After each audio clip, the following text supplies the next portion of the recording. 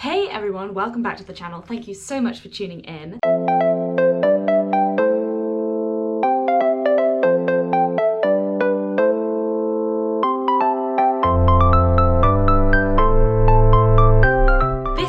I'm heading out for a shakeout run, might be around 8 to 10 kilometers, and I'm going to be talking about my training at the moment, my training over the Christmas period and my nutrition and all of that kind of stuff, how I'm going to be keeping that up and whether I'll be going like super lax with it or doing what I can or going super intense. So I'll be discussing that later, as well as some things that I'm proud of this year and things that I have planned for next year as well. Not going to go into too much detail with those because things are still very much up in the air, but it's just going to be a relaxed run and I'm excited to get out even though it is really grey and horrible and wet outside. I'm in London at the moment, so I'll be doing a run that I used to do several times a week. So I'm really excited to be able to get out and do that, and I'll bring you along with me. My shoes are actually a complete state.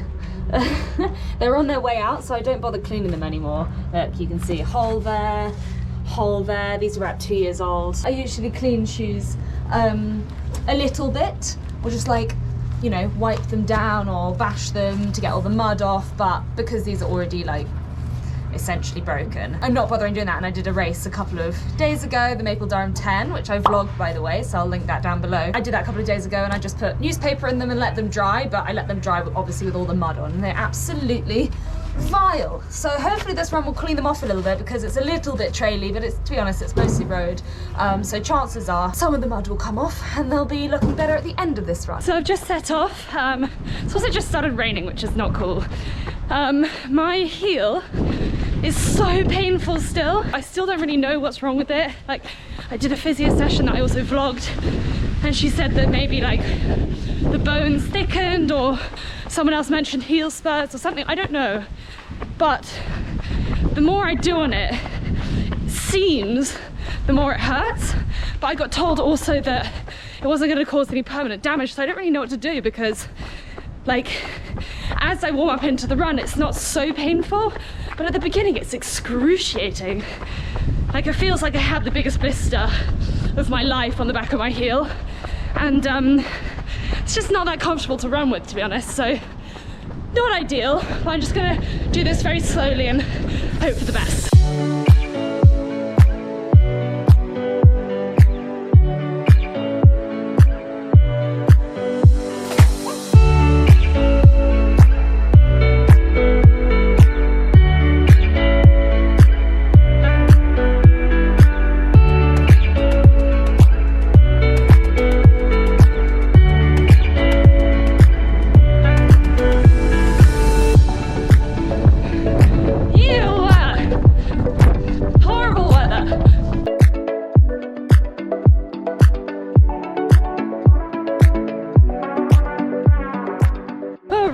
So a couple of kilometers in, and I just want to talk to you about kit because it's like sleet today. I don't know, it's ice rain. It's really cold rain. You might notice I'm not wearing a rain jacket. Didn't actually bring one to London, but to be honest, for a shorter run I tend not to usually wear them because unless it's absolutely hammering it down, in which case I probably won't go for a run, I find I just get too hot and sweaty in a rain jacket. But unless it's like super cold as well, or like during an ultra marathon or something where you really don't want to get wet. Whereas during an 8 to 10k run, it doesn't really matter because you drive when you get back home, it's not really a problem. So what I'm wearing today is my Columbia Trail shoes, which are, as I said, on their way out. And then I'm also wearing some new Lululemon leggings. Don't usually get new leggings, I have plenty of pairs, but I've only got one pair of proper winter running leggings. And these ones are supposedly waterproof. Today will be the day to put that to the test because I'm not yet. I found they're a little bit more windproof than my usual leggings, which is nice when it's really cold or there's sort of a horizontal wind coming in your direction. And also, super usefully, they've got these pockets in the side that are quite deep and they're zipped, so I can put my phone in there and put my keys in there without having to wear a running pack, which is obviously what I'd usually do. So yeah, these are really good. I rate them. I think they're really good. I've gone a size down I'm wearing the US size 2. I usually wear UK size 8, so US size 4. But yeah, I think this is really good. And then I've got Nike running long sleeve top that's got a zip neck, and then on top of that an Under Armour one that must be about 3 years old now, but it works perfectly well. It's definitely quite warm, but because today's run started off so cold, I don't mind putting on all these layers. And to be honest, I wore exactly the same outfit for the Maple Durham run, so you know, it works well for a long, cold, wintry cross-country run, trail run, whatever. And then I've got my buff on, which is keeping my head warm. And then when I get too hot, I might move it down to my neck, or I can just put it on my wrist. Honestly, buffs are like the best thing. It's also keeping my hair somewhat dry, which is quite nice. So yeah, that's my winter running gear. If it was hammering it down and I had to go for a run, I'd be wearing a running jacket, but it's okay. It's just like ice drizzle, my favorite. Oh yeah, and gloves. Running gloves specifically, because otherwise your hands get too hot. But I don't have any circulation in my fingers, so running gloves are an absolute must for me.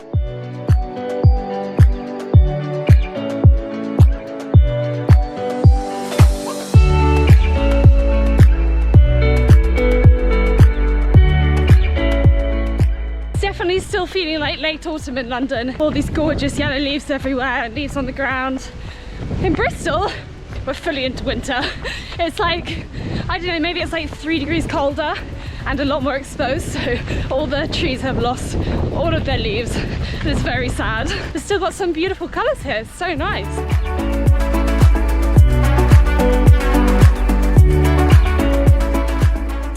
Let's talk about training until Christmas. So currently it is 7th of December, the day of filming. I've only just got back into running regularly. Prior to this week, or last week, I was running, you know, to and from the gym. It's like 1.5 kilometers, and then the occasional 5k, 7k maybe, but 3 times a week, nothing insane and really no real mileage at all, and definitely no speed. The name of the game until Christmas is just consistency. So that means for me, running every other day if I can, 4 times a week, and trying to get in 1 long run a week, basically.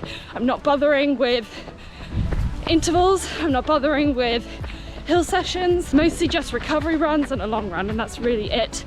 And the goal of that is basically just to get some baseline fitness, so that when I hit next year, I can actually come back with my interval sessions and doing some proper training and not destroy myself in the process. Not gonna lie, I'm pretty nervous for next year because I have a massive ultra in June that really I should have started training for, you know, as soon as I finished my ultra in, I don't know, October, whenever it was, November, I literally can't remember, 6 weeks ago. But alas, I was injured and I had COVID, so I couldn't. So January we're going to start properly. January's training is going to be, January and February, it's going to be trying to get marathon fit. So that is getting fast on the roads, getting my distances up consistently week on week, sticking to the 10% rule, so that means not increasing distance, weekly mileage by more than 10% every week. And that reduces risk of injury, burnout, all those sorts of things. So, slowly dying here. So yeah, January, February, March, marathon training, and then April, May, more specific trail training, strength work. Strength work will be throughout all of this, because I can't afford to get injured again. Because I went over my ankle as well, it's going to be weaker. It's going to be more prone to doing something, going wrong if I go over it again, because of scar tissue just makes it more brittle. That means that if I do go over it again, there's a chance that it will tear, snap, something equally horrible. And we obviously don't want that. So loads of strength work, marathon training, then trail training in the later months. And then we have a couple of ultras, and obviously I'll be doing lots of races in the lead up to that as well. including trail marathons and that sort of stuff.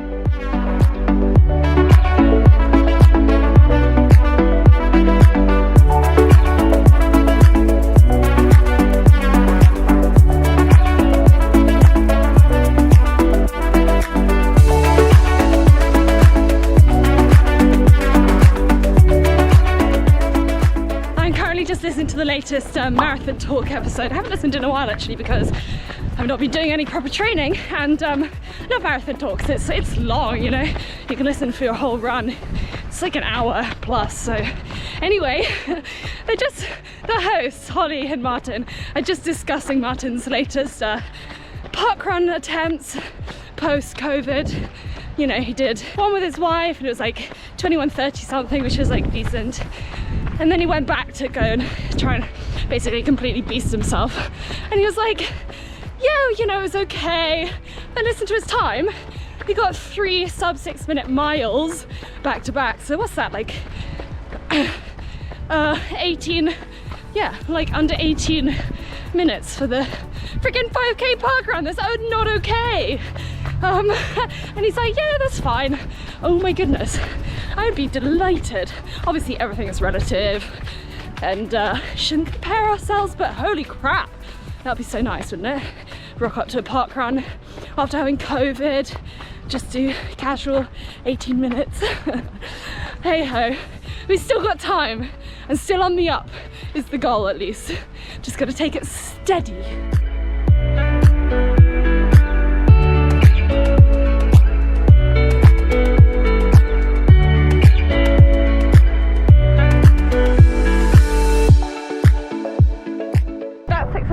In to my 10 or so kilometer run. Feeling nice actually, although again my watch says my heart rate's really high, but I think it's picking up my cadence and not my heart rate, because it is exactly on my cadence as well. 4 miles, there you go, just got it through the headphones. One thing that I love about ultra training, and one thing that I'm not going to enjoy about marathon training, is that with ultra training it doesn't matter how fast you go, like unless you're an elite or you're trying to go for a particular time on a particular 50k or 50 mile or 100 mile or whatever. It's just about getting some time on your feet, and like my temptation in this run is to go really fast and try and get it over and done with and get back home quickly so I can have some tea and lunch and blah blah blah.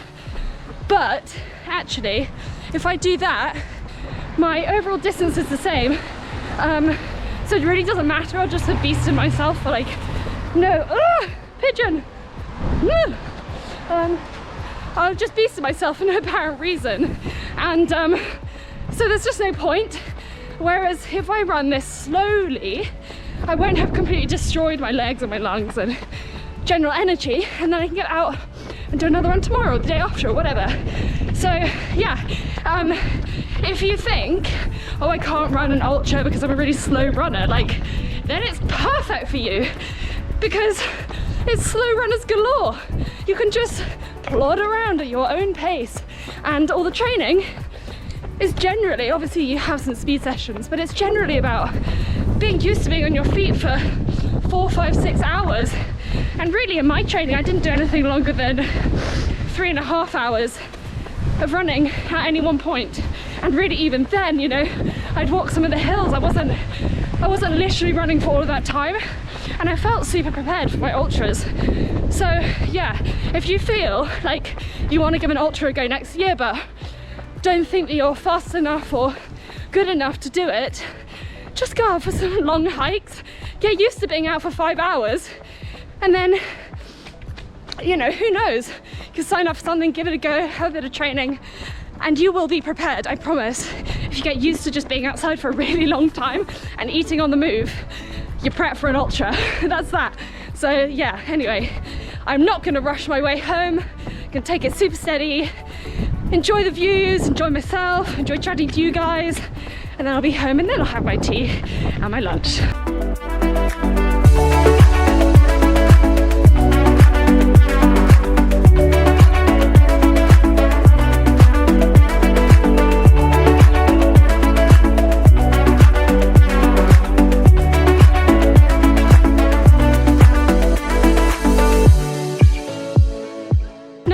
winter's in. Forgot how bad the pollution in London is.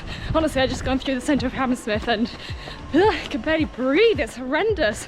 When I lived here, I did notice, but mainly just in my heart rate would be way higher for like the same effort. But breathing it in now, it feels like it's toxic. I mean, it is toxic. It feels like it's toxic. It's horrendous. Anyway, I'm happy to get back to Bristol soon.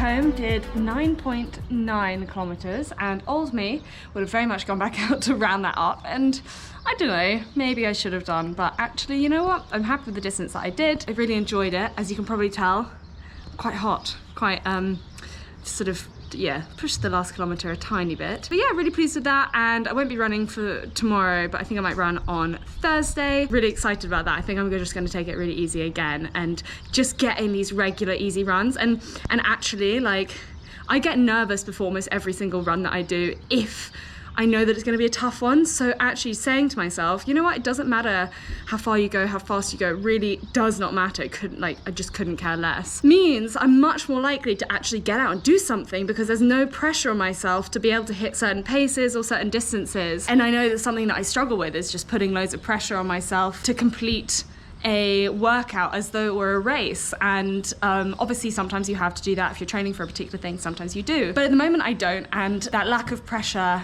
can be really helpful for actually getting me out the door and just enjoying myself rather than really pushing. So that's the sort of attitude that I'm going to have going into the new year before I ramp up the pace again, and hopefully I'll start to enjoy the faster pace sessions again as well. I imagine by that point I'll be tired of going slowly, so hopefully we'll enjoy some of the faster things. Anyway, I hope you enjoyed this little vlog. If you did enjoy it, please do give it a thumbs up. I'd love to hear about what your training is like over the Christmas period.